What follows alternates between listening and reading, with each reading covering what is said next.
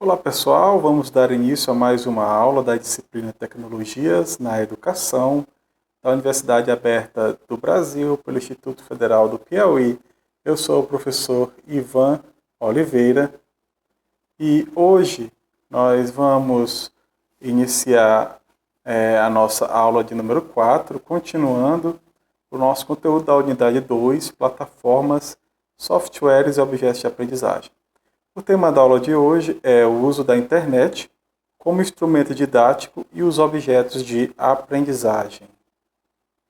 Como objetivo, nós temos entender as possibilidades do uso da internet como instrumento didático e conhecer objetos de aprendizagem. Para a aula de hoje, nós teremos dois textos básicos, que são o da Vani Moreira Kensky, Educação e Internet no Brasil, e o capítulo 1, Objetos e Aprendizagem, Conceitos Básicos, do livro de Liane Tarouco, Objetos de Aprendizagem. Para iniciar a aula de hoje, é importante nós fazermos alguns questionamentos iniciais. Diante de tudo que a gente já leu até agora e aprendeu sobre as tecnologias e a educação, alguns questionamentos emergem, como, por exemplo, quais os obstáculos e avanços no uso da internet como instrumento pedagógico? Quais as possibilidades para o ensino e para a aprendizagem com o uso da internet? E qual o papel da professora e do professor no uso dessa ferramenta? Na aula passada, nós comentamos sobre os usos dos softwares e suas classificações. Agora nós vamos falar um pouco mais sobre a internet e as possibilidades dessa ferramenta para a educação. A primeira coisa que a gente precisa saber é exatamente o que é internet, né? Essa palavra que faz parte do nosso cotidiano, do nosso dia a dia, se tornou parte da nossa vida. Mas o que realmente é a internet?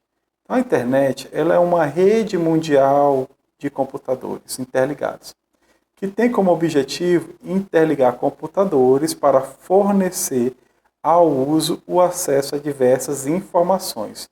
Por isso que a internet também é chamada de rede, a rede mundial de computadores.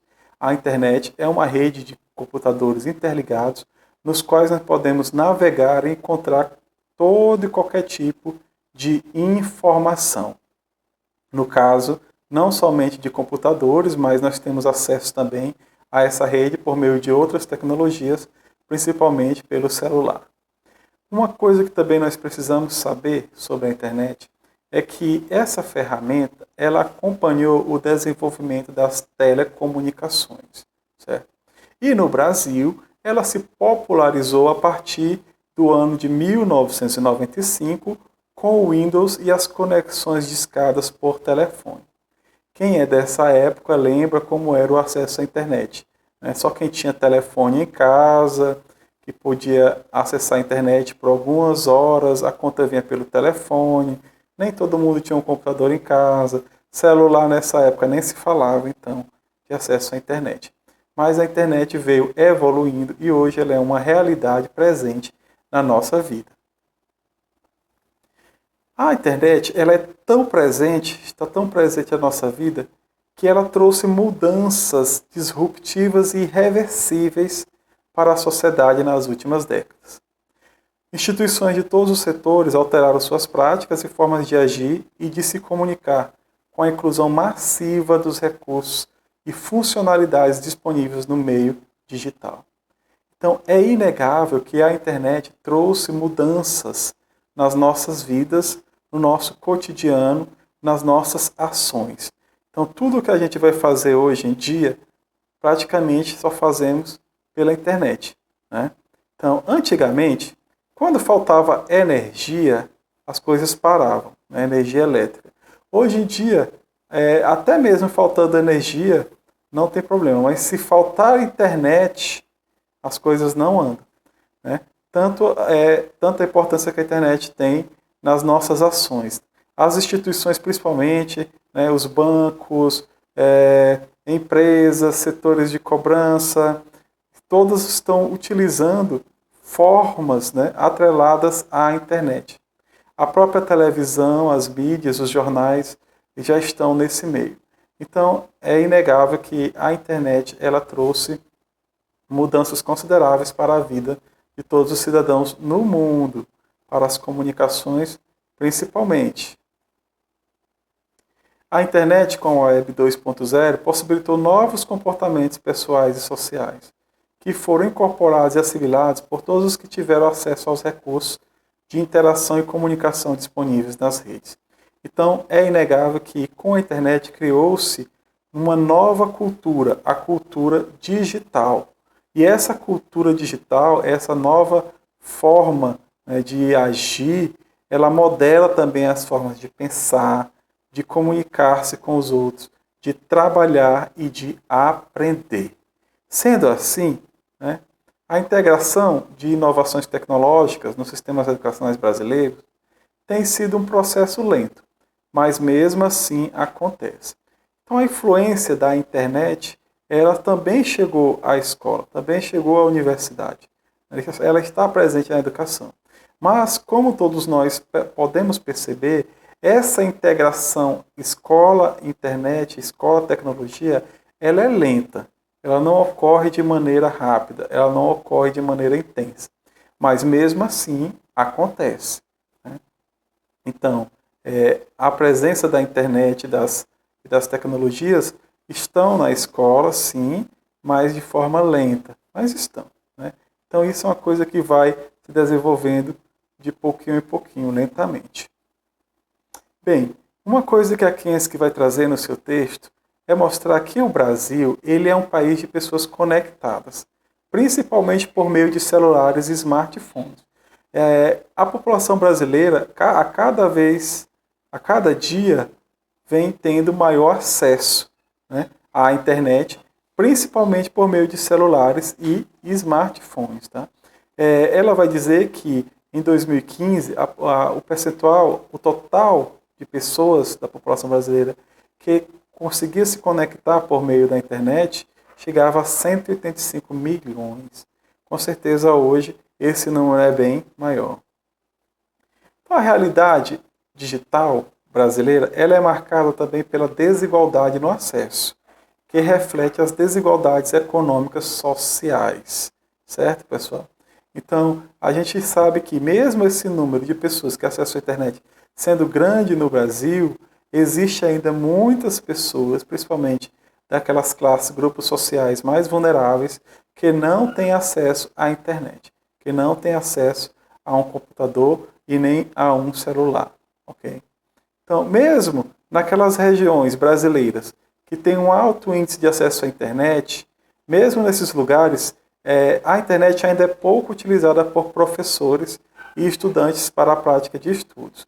A Kensky vai trazer também no seu texto que a região Nordeste é a região que menos tem acesso à internet, menos tem aparelhos. Já na região Sudeste é a região que mais concentra o número de usuários que tem acesso à internet. Mesmo nessa região, com relação aos professores e estudantes, ainda é baixo o índice de professores e estudantes que utilizam a internet para a prática de estudos. Mesmo assim, as pesquisas mostram que aumentou o número de escolas equipadas com computadores e com acesso à internet, mas a maioria dos professores não se sentem capacitados para usá-las. Mesmo tendo esse percentual muito grande de professores que não se sentem capacitados para usar, a Kensky também vai mostrar no seu texto que muitos professores utilizam sim da internet, principalmente para fazer pesquisas e planejamento de suas aulas.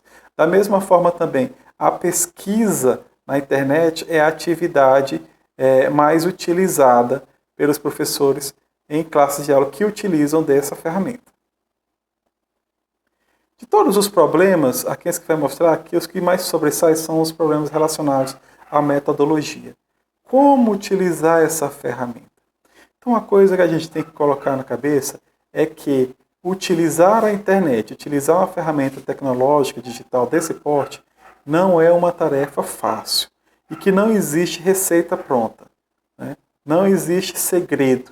O segredo para se utilizar essa ferramenta de forma apropriada é o mesmo segredo, ou seja, são as mesmas ações que qualquer professor precisa fazer ao utilizar qualquer ferramenta pedagógica. Então, a internet ela é uma ferramenta que traz possibilidades enormes de utilização na educação básica, mas que requer, para que o seu uso seja potencializado, né, ela requer mudanças estruturais nos programas, nos currículos, nas ações didáticas e no funcionamento das escolas. Ou seja, é necessária mudança nas práticas. Então, para que essa ferramenta seja utilizada adequadamente, né, exige alterações nas temporalidades das aulas, na dedicação dos professores, é necessário planejamento, é necessário preparação, é necessário organização das aulas, dos estudantes, das ações, das interações online, para a realização de projetos pedagógicos bem-sucedidos. É necessária experimentação para ver o que dá certo e o que não dá. Então não existe segredo, não existe receita pronta. É necessário que o professor ele se planeje. Mas também essas ações elas não são propriamente e unicamente do professor. É necessário que todo o sistema, que a escola, que o currículo também se adequem para a utilização dessa ferramenta. Ok, pessoal? Então, assim, o uso intensivo de tecnologias móveis em redes velozes vai fazer diferença para o desenvolvimento de atividades educativas plenas de interação e ação. Ou seja, é necessário também estrutura, redes velozes, né? Estrutura para que essa ferramenta possa ser utilizada. Porque não adianta, ou é muito... não é legal se utilizar na internet, uma internet lenta, que não passe um vídeo. Então, isso não traz motivação para o seu uso, nem para o professor, nem para o aluno, por exemplo. Então, assim, atividades que se configuram como desafios para serem superados em grupos ou individualmente, o uso de questões problematizadoras, que exige concentração, velocidade, disciplina, comunicação, trabalho em equipe, decisão, participação ativa, são elementos e possibilidades para a utilização dessa ferramenta. E que requerem também tudo isso, né? Requerem o que consenso dizer, requerem metodologias ativas, metodologias e práticas que possam colocar o estudante, a estudante, à frente da construção do seu conhecimento. Por meio de quê? Por meio do trabalho individual, por meio do trabalho em equipe, por meio de questões problematizadoras. Então, a internet é uma ferramenta que exige recursos diferenciados, né? Recursos que coloquem o estudante como protagonista das suas ações e da construção do seu conhecimento. Então, assim, para isso é necessário mudar a concepção que se tem de aula e de sala de aula, né? Então, a internet ela vai quebrar essa temporalização. O que é uma aula? O que é uma sala de aula? Com a internet, qualquer espaço pode ser uma sala de aula, porque ela aproxima virtualmente pessoas de espaços diferentes. E o que é uma aula, né? Uma aula é apenas você ministrar verbalmente uma explicação de algo determinado conteúdo. Então, a internet ela traz essa possibilidade de se expandir esses conceitos, do que seja uma aula, do que seja uma sala de aula, né? Ou seja, integrar os espaços dentro e fora da escola. Fazer conexões entre professores, alunos e quem mais estiver envolvido no espaço educativo, que pode ser um espaço virtual ou um espaço presencial. Quais são as possibilidades? São várias, né? Então, o que é que se pode fazer na internet, com a internet, né, na educação? Então, assim, na nuvem, os professores e alunos podem disponibilizar, compartilhar, acessar vídeos, textos, documentos em áudios, imagens interativas, atividades diversas que precisam ser realizadas num tempo determinado. Então, se você fizer uma pesquisa no Google, você pode encontrar vários programas ou vários tipos de aplicações que podem ser utilizados pelos professores em determinados tipos de disciplinas. Então, podem ser de graça, podem ser pago.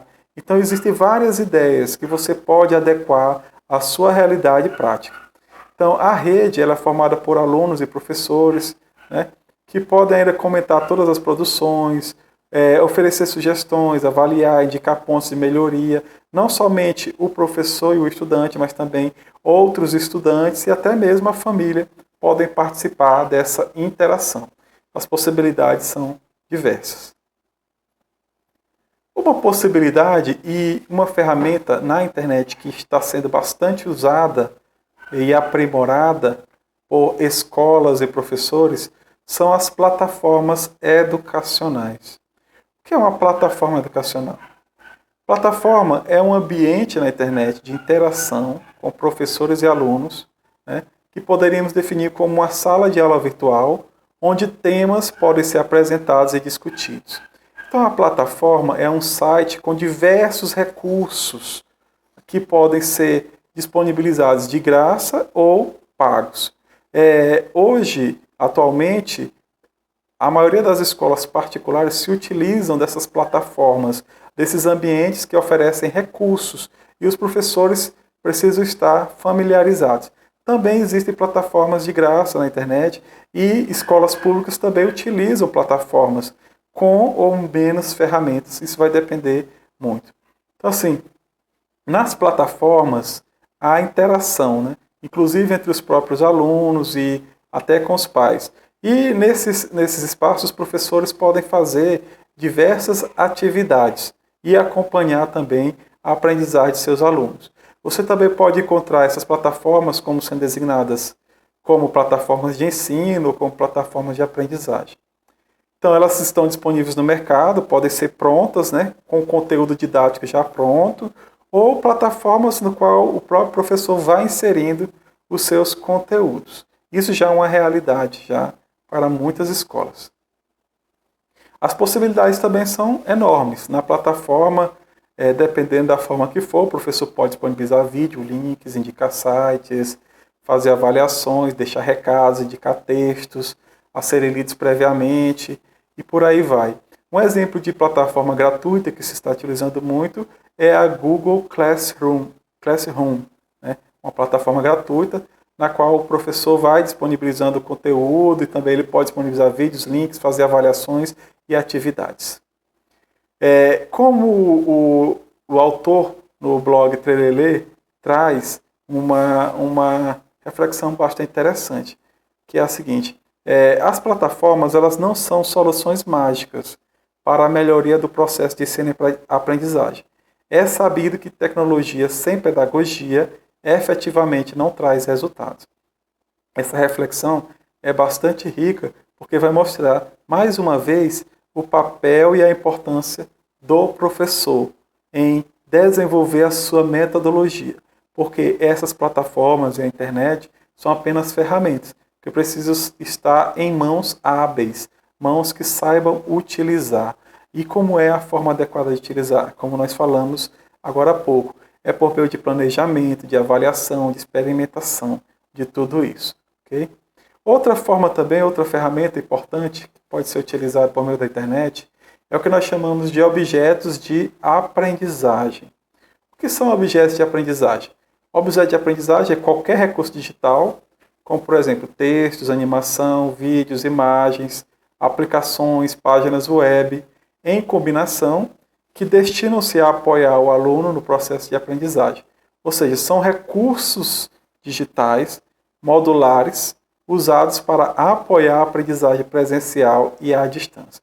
Então, os objetos de aprendizagem são esses recursos digitais nos quais você pode desenvolver atividades e pode averiguar o andamento da aprendizagem dos seus estudantes. Sua utilização é destinada tanto para a modalidade virtual quanto também presencial. Você pode utilizar o objeto de aprendizagem tanto pelo meio virtual como na sua sala de aula presencial.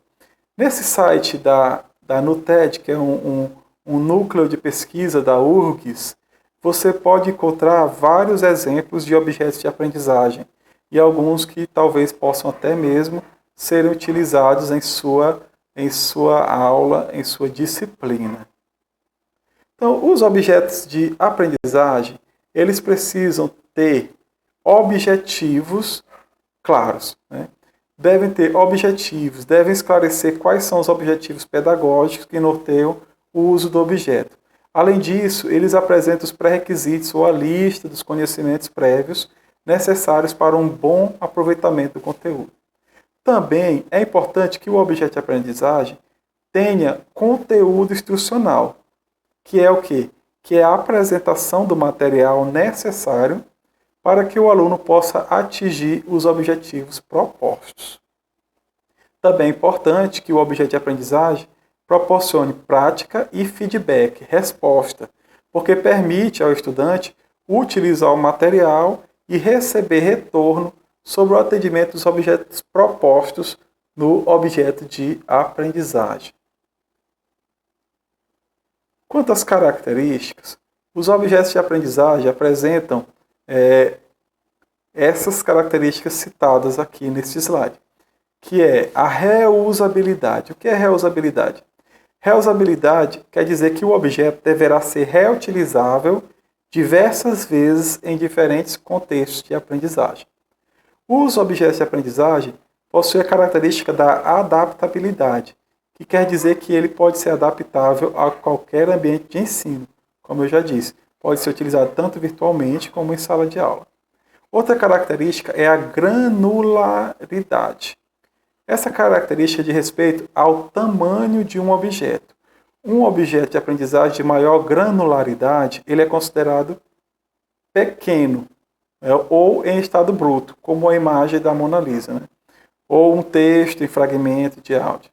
Já um objeto de aprendizagem de menor granularidade pode ser uma página web inteira que combina textos, imagens e vídeos, por exemplo. Outra característica é a acessibilidade, né? Ou seja, o objeto precisa ser acessível facilmente via internet para ser usado em diversos locais. E também outra característica é a durabilidade, que é a possibilidade de continuar a ser usado independente da mudança de tecnologia. Ok, pessoal?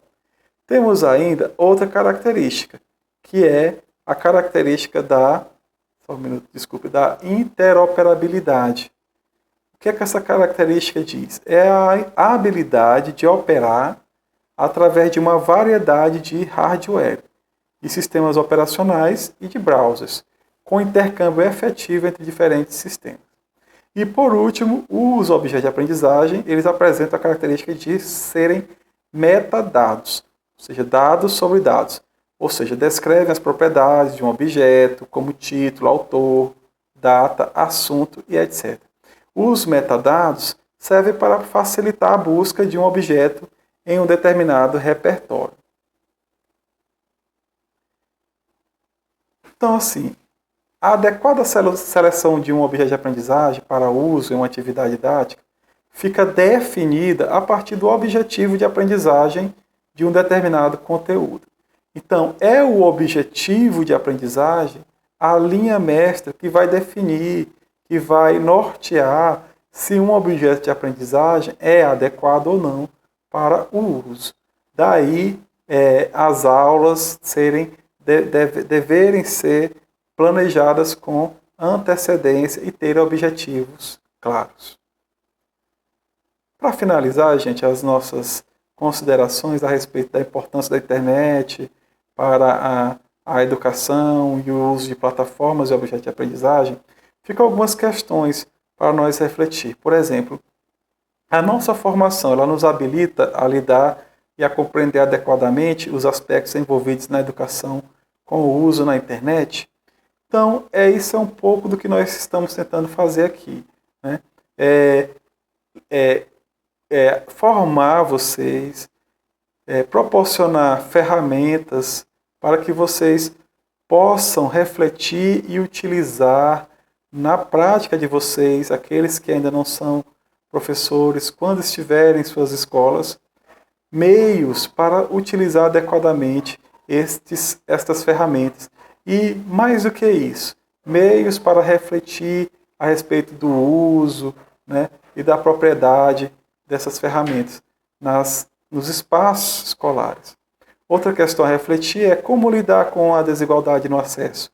Isso é uma coisa complicada, né, que ainda não achamos solução, porque não são todos os lugares que têm internet, não são todas as pessoas, e não são todas as pessoas que têm condições, né? Então, como lidar com essa desigualdade? Será que é justo oferecermos atividades apenas para alguns alunos e outros não? Fica a questão. E, finalmente, como fica o trabalho do educador, da educadora, diante do uso crescente de plataformas? Como essas plataformas elas estão influenciando a prática do professor ou estão limitando?